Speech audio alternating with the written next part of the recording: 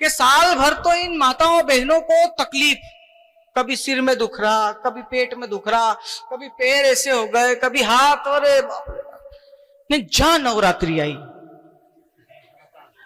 2.5 feet उचक के पावली लईने हूं तो पावागढ़ गई थी। मैंने पाकिस्तान का जीवन में टेंशन नहीं लिया। क्या स्थिति हो गई पाकिस्तान की? एक हाथ में कटोरा, एक हाथ में बम, कटोरा भरता नहीं, बम फटता नहीं। वाह वाह। एक दिन मैं सुबह सुबह 5 बजे घर पहुंचा, मेरी मम्मी 56 साल की उम्र में झाड़ू लगा रही, मेरा दिमाग खराब। मैंने कहा मम्मी कहाँ है वो श्रीदेवी? बोल बेटा ऊपर सोई है, मैंने आस्तीन चढ़ाई। मैंने कहा आज तो उसको नीचे उतारो, उसका पूरा भूत उतारूंगा।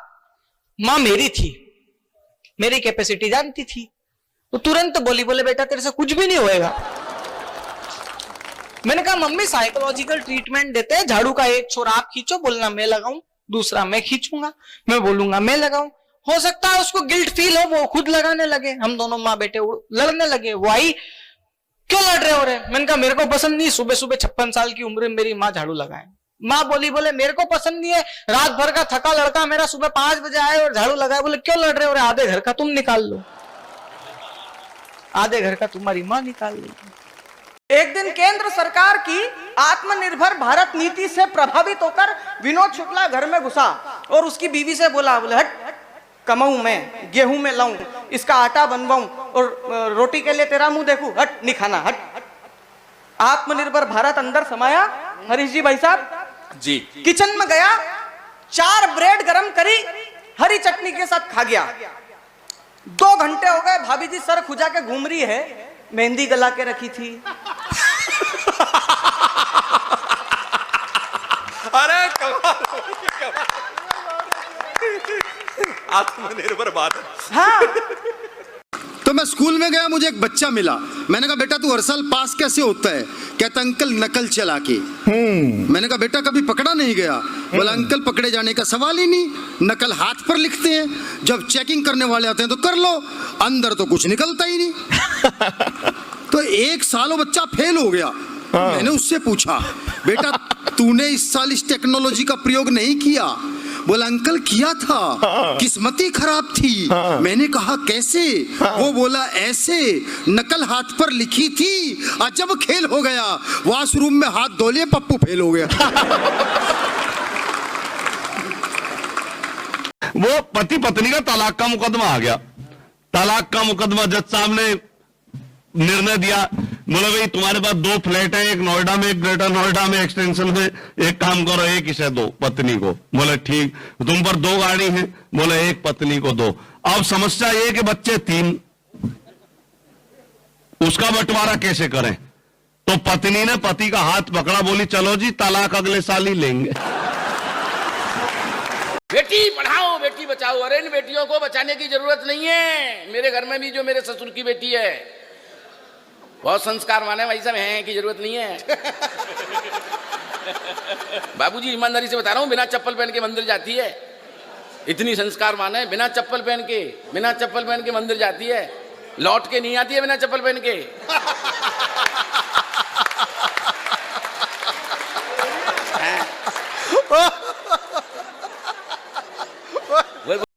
अच्छा सुनो।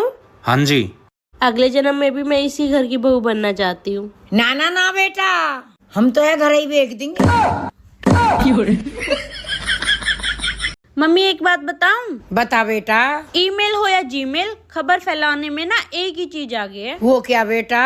सास। ये सब क्या देखना पड़ रहा है? हम हरियाणा वाले तो तनाव लेते ही ना। एक अंग्रेज आ गया घूमन, और एक अपने ताऊ का छाती लगा के बोला डू यू नो इंग्लिश? ताऊ बोले यस। न बोला हाउ मच? न बोला बस। फालतू बोलने नहीं ना देते। एक बुढ़िया का सांप लड़ गया, बहु यूनिवर्सिटी में प्रोफेसर। बुढ़िया का सांप लड़ गया, पड़ोसन ने फोन करा, तेरी सासू का सांप लड़ गया। और वह प्रोफेसर बहु मने मन में राजी होगी। न बोली गुंठिया का लाजरी लाग गया है, डिपार्टमेंट के बड़े सख्त आदमी है, छुट्टी को दे बेबे दिखा लो। घंटे के पाछे बाज के घंटी ले। बहू ने फिर फोन करा, पड़ोसन तो राय मेरी सासू का के ज्ञान? न बोला बेबे लीली पड़गी मर रहेगी।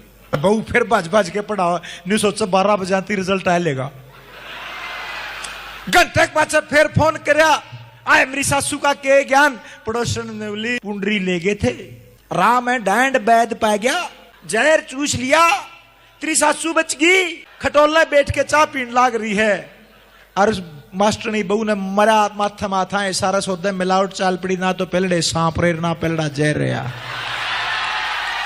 लुगाई का खसम खू गया पड़ोसन ने लेकर थाना में गई निबली जी मेरा पति गुम हो गया थानेदार ने बोला उलिया बता जिसका पति गुम था निबली जी 7 फुट का छोरा कति गोरा जमा चलता जी खू गया जी 7 दिन हुए आया कोई नहीं जी पड़ोसन ने बोली आए झूठी मरकला सा था कड़िया सा था जिसा बताओ ऐसा तो कौन था जिसका पति गुम था निबली एक खू गया जुनसा खू गया पुलिस तो सुतरा ले आओगी।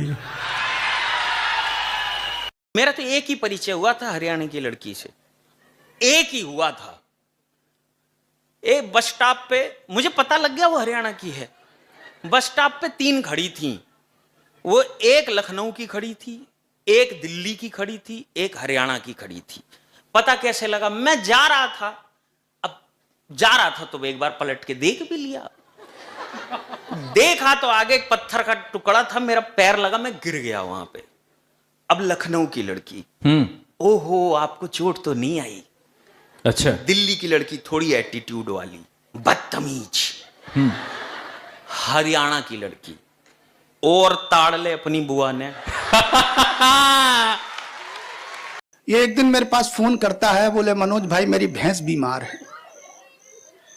तो मैंने कहा तेरे को देख के बीमार हुई होगी।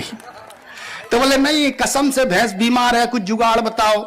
तो मैंने उसको जुगाड़ बताई। मैंने कहा लेकिन एक काम, मैंने इसको एक दवा बताई। मैंने कहा उसको पीस के एक पाइप में डालना है। बोले फिर क्या भैंस के मुंह में पाइप डालना है? बोले फिर क्या पाइप मुंह से लगा के फूंक मारना है, दवा भैंस के पेट में जाएगी, भैंस ठीक। अगले ने रट लिया। 2 दिन बाद फोन आया, बोले भाई साहब मैं बहुत बीमार हूं। मैंने कहा क्या हुआ? भैंस का क्या हुआ? बोले भैंस का जो हुआ सो हुआ, मैं बहुत बीमार हूं। तो मैंने कहा क्या हुआ? दवा खिलाई थी?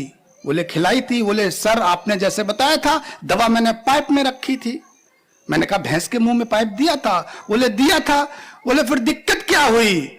मैंने कहा फूंक मारा था। बोले बस यही गड़बड़ हो गई, फूंक मुझे मारना था, भैंस ने पहले मार दिया।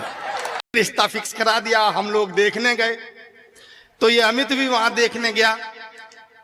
तो अब लड़की इसको देख रही है, लड़की को देख रहा, दोनों कुछ बोल ही नहीं रहे। तो मैंने बात छेड़ी। मैंने कहा ऐसा करो यार, तुम दोनों लोग बैठे ही रहोगे, ये मॉडर्न जमाना है, जाओ कमरे में 2 मिनट बात करो, पूरी जिंदगी भर का मसला है, शादी होनी है। तो साहब ये कमरे में गया लड़की के साथ। वहां एक बढ़िया सी फोटो टंगी थी। इसने फोटो को देखा और लड़की से पूछा कि ये आपके बाबा हैं? लड़की ने मुंह घुमाया, कमरे से बाहर निकली, चली आई और बाहर आके मना कर दिया, बोले इसके साथ शादी नहीं करनी। अब सब टेंशन में ये घर गया, घर से बार बार मोबाइल पर फोन करे, भाई बात क्या हुई, लड़की ने मना क्यों कर दिया शादी के लिए? तो 3-4 दिन बाद लड़की ने बताया। लड़की ने कहा मैं कैसे इससे शादी कर लूं? ये मेरे साथ कमरे में गया, कमरे में महात्मा गांधी जी की फोटो टंगी थी, इसने उनको हाथ जोड़ के पूछ रहा ये आपके बाबा है? एक हवाई जहाज में एक तोता और बंदर सफर कर रहे थे जी। तोते ने अचानक घंटी बजा दी।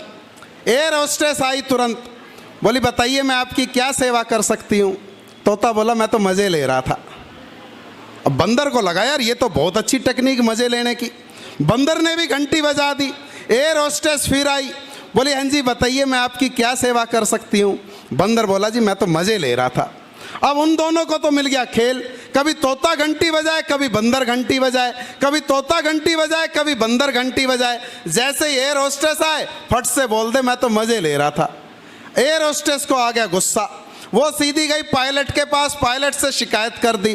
पायलट को आया गुस्सा, उसने कहा इन दोनों को नीचे फेंक दो। अब जैसे ही उन दोनों को नीचे फेंकने लगे उड़ते हुए हवाई जहाज से, तो तोते ने बंदर से पूछा, बोला उड़ना आता है? बंदर बोला मुझे तो नहीं आता। तो बोले फिर क्यों मजे ले रहा था? वास्तव में बहुत सीधे लोग होते हैं, बिल्कुल जलेबी की तरह। वो हमारे कॉलेज में एक ड्रामा हुआ था, उस ड्रामे में एक लड़की ने एक रोल किया बुआ जी का। अब भाई साहब लड़कों ने उसे छेड़ना शुरू कर दिया, जो भी लड़का देखे उसे भुआ जी भुआ जी भुआ जी कह के चिढ़ाने लग गया। अब वो लड़की गई प्रिंसिपल के पास, प्रिंसिपल से शिकायत कर दी, बोला जी मैं कॉलेज छोड़ के जा रही हूँ, सारे लड़के मुझे भुआ जी कह के चिढ़ाते हैं। प्रिंसिपल बोला कोई बात नहीं बेटा, मैं समझाता हूँ सबको। सारे लड़कों को इकट्ठा किया हॉल में, प्रिंसिपल उस लड़की को लेकर के आए, बोला भाई जो भी लड़का इसको भुआ जी बोलता खड़े हो जाओ।